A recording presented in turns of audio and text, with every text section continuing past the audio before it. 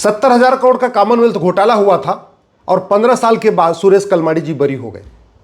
पूरी जिंदगी भ्रष्टाचार के खिलाफ लड़ने वाले अशोक खेमका जी रिटायर हो गए। एक गांव में एक भी मुस्लिम नहीं है, 100% हिंदू है, और वहां 3,000 मुस्लिम बच्चों का बर्थ सर्टिफिकेट बन गया।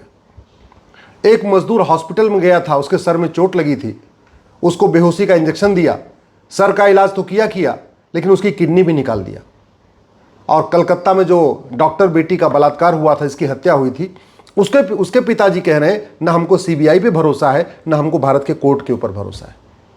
ये हो रहा है भारत में, जो भगवान श्री राम की जन्मभूमि है, भगवान कृष्ण की जन्मभूमि है, भगवान महावीर की जन्मभूमि है, गुरु गोविंद सिंह जी की जन्मभूमि है, छत्रपति शिवाजी महाराज की जन्मभूमि है, गौतम बुद्ध की जन्मभूमि है, स्वामी विवेकानंद, महर्षि दयानंद की जन्मभूमि है।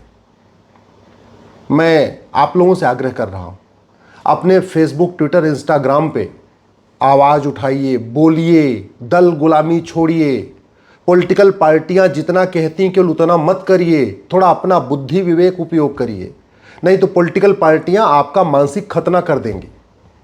आवाज उठाइए कि सबसे पहले घूसखोर, कमीशनखोर नेताओं, अधिकारियों, कर्मचारियों की जनगणना होनी चाहिए। सबसे पहले तोलाबाजों और हवालाबाजों की जनगणना होनी चाहिए। सबसे पहले जमाखोरों, मिलावटखोरों की जनगणना होनी चाहिए। कालाबाजारियों की जनगणना होनी चाहिए। सबसे पहले भारत में नशा तस्करों की जनगणना होनी चाहिए, जो पूरे भारत को बर्बाद कर रहे हैं, हमारी युवा पीढ़ी को बर्बाद कर रहे हैं। मानव तस्करी करने वालों की जनगणना होनी चाहिए, जो हमारी छोटी छोटी बच्चियों को, हमारे बच्चों को किडनैप कर रहे हैं। जनगणना होनी चाहिए सबसे पहले लब जिहाद, लैंड जिहाद करने वालों की। जनगणना होनी चाहिए जो भारत में मज़ारें बन रही हैं, दरगाहें बन रही हैं और पक्के कब्रिस्तान बन रहे हैं, क्योंकि मज़ार, दरगाह, पक्का कब्रिस्तान बनाना और मज़ार, दरगाह, पक्के कब्रिस्तान पे जाना इस्लाम में हराम है। अरब, दुबई, कुवैत, बहरीन में एक भी मज़ार नहीं है, एक भी दरगाह नहीं, एक भी पक्का कब्रिस्तान नहीं। तो सबसे पहले उसकी जनगणना होनी चाहिए। जनगणना होनी चाहिए कि भारत में 1950 में कितने चर्च थे और आज की डेट में कितने चर्च। जनगणना इस बात की होनी चाहिए कि भारत में कितने लोग धर्मांतरण कराने वालों की मदद करते हैं और कितने लोग धर्मांतरण करा रहे हैं। जनगणना इस बात की होनी चाहिए कि भारत में कितने रोहिंग्या और बांग्लादेशी घुसपैठिए हैं और कितने लोग इन घुसपैठियों की मदद करते हैं। जनगणना इस बात की होनी चाहिए कि जो अंग्रेजों ने 99 साल की लीज पे ज़मीन दिया था चर्चेज को, मिशनरीज को, उसमें से कितनी ज़मीन आज भी चर्च और मिशनरी के पास है और कितनी ज़मीन हमने वापस ले लिया है। जनगणना इस बात की होनी चाहिए कि भारत में 1950 में जो वक्फ प्रॉपर्टी थी वो कितनी थी और आज की डेट में वक्फ प्रॉपर्टी कितनी है, और ये वक्फ प्रॉपर्टी कैसे बढ़ी, क्यों बढ़ी, इस पे भी एक चिंतन होना चाहिए। जनगणना होनी चाहिए कि भारत में कितने भ्रष्ट सिपाही हैं, भ्रष्ट दरोगा हैं। भारत में जनगणना इस बात की भी होनी चाहिए कि भारत में कुल कितने भ्रष्ट हवलदार हैं, भ्रष्ट थानेदार हैं, भ्रष्ट पेशकार हैं, भ्रष्ट तहसीलदार हैं, भ्रष्ट कलेक्टर हैं, भ्रष्ट कप्तान हैं। जनगणना होनी चाहिए भ्रष्ट लेखपालों की, भ्रष्ट कानूनगो की, भ्रष्ट पेशकारों की। जनगणना होनी चाहिए जासूसों और गद्दारों की। जनगणना होनी चाहिए थाने के भ्रष्टाचार से मरने वालों की। जनगणना होनी चाहिए जो तहसीलदार के भ्रष्टाचार से परेशान होकर आत्महत्या कर ले रहे हैं, उनकी जनगणना होनी चाहिए। जनगणना होनी चाहिए भ्रष्ट जजों की, जो पैसा लेके सीधे सीधे न्याय बेच रहे हैं। जनगणना होनी चाहिए ऐसे लोगों की जो 10-10 हज़ार रुपये पे झूठी गवाही देते हैं। जनगणना होनी चाहिए फर्जी SC/ST केस में फंसे हुए लोगों की। जनगणना होनी चाहिए फर्जी दहेज के केस में फंसे हुए लोगों की। जनगणना होनी चाहिए फर्जी छेड़छाड़ और बलात्कार से में फंसे हुए लोगों की। जनगणना होनी चाहिए एयर पोल्यूशन, वाटर पोल्यूशन से मरने वालों की। जनगणना होनी चाहिए रोड एक्सीडेंट से मरने वालों की। जनगणना होनी चाहिए जमीन विवाद में जो झगड़े होते हैं उससे मरने वालों की। जनगणना होनी चाहिए फर्जी आधार बनाने वालों की। जनगणना होनी चाहिए फर्जी राशन कार्ड बनाने वालों की। जनगणना होनी चाहिए फर्जी बर्थ सर्टिफिकेट बनाने वालों की। जनगणना होनी चाहिए फर्जी डेथ सर्टिफिकेट बनाने वालों की। जनगणना होनी चाहिए फर्जी वसीयत बनाने वालों की और फर्जी विरासत बनाने वालों की। जब तक इनकी जनगणना नहीं होगी तब तक बाकी जनगणना से कोई फायदा नहीं होगा। जनगणना कराना है तो सबसे पहले सड़े हुए कानूनों की जनगणना करनी चाहिए। जो सड़े हुए कानून है, इनकी संख्या कितनी है, इसकी गणना होनी चाहिए। जनगणना होनी चाहिए जो खुलेआम डिस्ट्रिक्ट कोर्ट और हाई कोर्ट में न्याय बिक रहा है, इसकी जनगणना होनी चाहिए कि कितने लोग न्याय बेच रहे हैं और कितने लोग न्याय खरीद रहे हैं। इसकी जनगणना हम नहीं कर रहे हैं। इलेक्शन रिफॉर्म की बात नहीं हो रही है, पुलिस रिफॉर्म की बात नहीं हो रही है, जुडिशियल रिफॉर्म की बात नहीं हो रही है, एडमिनिस्ट्रेटिव रिफॉर्म की बात नहीं हो रही है, जस्टिस विद इन ईयर लागू करने की बात नहीं हो रही है, मजहब के आधार पर बने नियम कानून खत्म करने की बात नहीं हो रही है, मजहब के आधार पर बने मंत्रालय और आयोग को खत्म करने की बात नहीं हो रही है, मजहब के आधार पर जो लोन दिया जा रहा है, वजीफा दिया जा रहा है, इसको खत्म करने की बात नहीं हो रही है। भारत में मदरसों की संख्या मुगलों के समय 1000 की थी, लगभग 1000 थी। 5 साल में मुगलों ने 1000 मदरसे खुलवाए थे। आज की डेट में संख्या 3 लाख क्रॉस हो गई है। क्यों क्रॉस हुई, कैसे हुई, कौन फंडिंग कर रहा है, इस पे चिंतन नहीं हो रहा है। भारत बर्बादी की तरफ जा रहा है, भारत में जिहाद बढ़ रहा है, भारत में मजहबी उन्माद बढ़ रहा है, उस पर चिंतन नहीं होना है, उस पर चिंतन नहीं हो रहा है। भारत में किस तरीके से अलगाववादी विचार तेजी के साथ फैल रहा है, उस पर चिंतन नहीं हो रहा है। 9 राज्यों में हिंदू खत्म हो गए, वो डेमोग्राफी क्यों बदली है, उस पर चिंतन नहीं हो रहा है। 800 जिलों में से 200 जिलों में हिंदू खत्म हो गए, वो क्यों हो रहा है ऐसा, क्यों डेमोग्राफी बदल रही है, इस पर चिंतन नहीं हो रहा है। 6000 तहसीलों में से 1500 तहसीलों में हिंदू खत्म हो गए, इस पर चिंतन नहीं हो रहा है। पूरा का पूरा भारत का बॉर्डर अनसेफ हो चुका है। भारत के बॉर्डर पे कुल 300 तहसीलें हैं, उनमें 300 की 300 तहसीलों की डेमोग्राफी बदल गई है।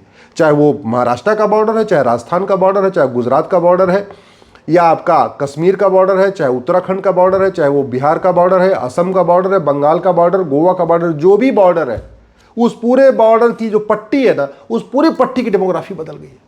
उस पर चिंतन नहीं हो रहा है। भारत की 50% समस्याओं का मूल कारण जनसंख्या विस्फोट है, उस पर चिंतन नहीं हो रहा है कि कैसे इसको रोका जाए। भारत की जासूसों की जनगणना नहीं हो रही है, गद्दारों की जनगणना नहीं हो रही है, पाखंडियों की जनगणना नहीं हो रही है, देश विरोधी नेताओं की जनगणना नहीं हो रही है, देश विरोधी अभिनेताओं की जनगणना नहीं हो रही है। मेरा मानना है कि भारत की कोई भी समस्या लाइलाज नहीं है, भारत की कोई भी समस्या विश्वव्यापी नहीं है। भारत में जो समस्याएं हैं ये अरब, दुबई, कुवैत में नहीं है। भारत में जो समस्याएं हैं ये चीन और जापान में नहीं है, सिंगापुर में नहीं है, अमेरिका में नहीं है, रूस में नहीं है, लेकिन ये समस्याएं भारत में हैं। ये तो महापुरुषों का देश है, ये तो ऋषियों महर्षियों का देश है, ये तो ज्ञानियों का देश है, ये तो भगवान ने खुद यहाँ अवतार लिया है। फिर इतनी समस्या भारत में क्यों है? चीन जापान में क्यों नहीं है, आपके सिंगापुर में क्यों नहीं है, आपके अरब, दुबई, कुवैत में क्यों नहीं है? काश हमारे सांसद विधायक ऐसी चीज़ों पे सवाल उठाते। दुर्भाग्य आप देखिए, गुंडे, बदमाश, मौवाली पार्षद प्रधान बन रहे हैं, सांसद विधायक बन रहे हैं, और इस घटिया कानून को बदलने पे कोई चर्चा ही नहीं हो रही है। 5 करोड़ मुकदमों के कारण 5 करोड़ परिवार टेंशन में है।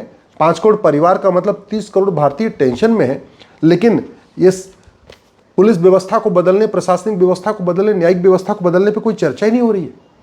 भारत में सड़े हुए कानून चल रहे हैं, सड़े हुए कानूनों को बदलने पे कोई चर्चा ही नहीं हो रही है। आज भी नहीं चर्चा हो रही है। राष्ट्र की सुरक्षा के लिए खतरे बढ़ते चले जा रहे हैं, फिर भी जो राष्ट्र की नेशनल सिक्योरिटी एक्ट को अमेंड करके इसको बदलने पे कोई चर्चा ही नहीं हो रही है। देश की एकता अखंडता को खतरा हुआ है, फिर भी कोई चर्चा ही नहीं हो रही है। आज तक किसी की नागरिकता नहीं खत्म हुई, फिर भी 1955 बने जो सिटीजनशिप एक्ट को बदलने पर कोई चर्चा ही नहीं हो रही है। देश की एकता अखंडता के लिए खतरे बढ़ते जा रहे हैं, फिर भी यूएपीए एक्ट को बदलने पर कोई चर्चा ही नहीं हो रही है। भारत में आज भी पुलिस 1861 का पुलिस एक्ट चल रहा है। पुलिस को स्वतंत्र और निष्पक्ष बनाने पे चर्चा नहीं हो रही कि पुलिस स्वतंत्र हो जाए, निष्पक्ष हो जाए। आज की डेट में तो छोटे छोटे काम के लिए सांसद विधायक से फ़ोन कराना पड़ता है, एफआईआर कराने के लिए फ़ोन कराना पड़ता है। बाकी तो छोड़िए, हम क्या एक पुलिस चार्टर लागू नहीं कर सकते, हम पुलिस रिफॉर्म नहीं कर सकते, हम पुलिस को स्वतंत्र और निष्पक्ष नहीं बना सकते हैं क्या? पूरी दुनिया में मंगल पे चले गए, चंद्रमा पे चले गए, और आज तक हम नार्को पॉलीग्राफ ब्रेन मैपिंग कानून नहीं बना रहे। झूठ पकड़ने के लिए हम पूरे हर जिले में एक लैब नहीं बना रहे। भारत की आधी समस्या खत्म हो जाएगी अगर हम झूठ को गंभीर अपराध घोषित कर दें।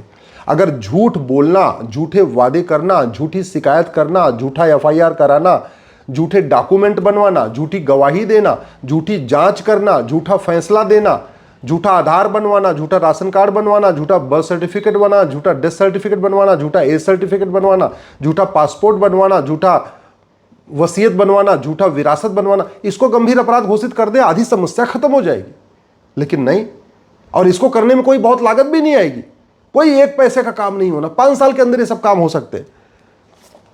एनडीपीएस एक्ट सड़ा हुआ है, पूरे देश में नशा तस्कर अपना कोहराम मचा रहे हैं, स्कूल कॉलेज में सीधे सीधे नशा बेच रहे हैं, फिर भी इस कानून को बदलने पर चर्चा नहीं हो रही। ये पूरे देश में बेनामी लेन देन चल रहा है, कानून महज सड़ा हुआ है, इस कानून को बदलने पर कोई चर्चा नहीं हो रही है। नाम है इसका प्रिवेंशन ऑफ करप्शन एक्ट, कोई करप्शन नहीं बढ़ा रहा है। 70,000 करोड़ का कॉमनवेल्थ घोटाला करने वाले कालमाड़ी छूट गए सबूत के अभाव में। कुछ दिन के बाद 1,76,000 करोड़ का 2G घोटाला करने वाले भी छूट जाएंगे, 1,86,000 करोड़ का कोयला घोटाले करने वाले भी छूट जाएंगे। इस पर कोई चर्चा ही नहीं हो रही है। मनी लॉन्ड्रिंग पूरे देश में हाहाकार मचा हुआ है, अलगाववादियों, कट्टरपंथियों, जिहादियों, सबकी फंडिंग मनी लॉन्ड्रिंग के जरिए हो रही है। इस कानून को बदलने में कोई चर्चा ही नहीं हो रही। राइट टू एजुकेशन एक्ट से मदरसों को बाहर निकाल दिया, 2012 में कांग्रेस ने निकाला, इसको बदलने में कोई चर्चा ही नहीं हो रही। आज भी देश का विभाजन माइनॉरिटी मजहब के आधार पर हुआ था, फिर भी माइनॉरिटी कमीशन चल रहा है, माइनॉरिटी फिल्म मिनिस्ट्री चल रही है। माइनॉरिटी कौन है किसी को नहीं पता। माइनॉरिटी को डिफाइन करने पे चर्चा नहीं हो रही है। हेट स्पीच को डिफाइन नहीं किया जा रहा है, माइनॉरिटी को डिफाइन नहीं किया जा रहा है, धर्म क्या है, रिलीजन क्या है, इसको डिफाइन नहीं किया जा रहा है। भारत में जस्टिस विद इन ईयर के ऊपर चर्चा नहीं हो रही है। बस जिस पे नहीं होना चाहिए उस पर हो रही है, और जो काम करना चाहिए वो नहीं हो रहा है। क्यों? क्योंकि पॉलिटिकल पार्टियों ने आपका मानसिक खतना कर दिया है, आपको उन्होंने दल गुलाम बना दिया है, आपकी सोचने समझने की क्षमता खत्म कर दिया है। अगर आप वास्तव में देश का भला चाहते हैं तो 5,000 फेसबुक फ्रेंड बनाइए और जो सही बात हो उसको लिखना शुरू करिए, उससे देश में जागरूकता आएगी।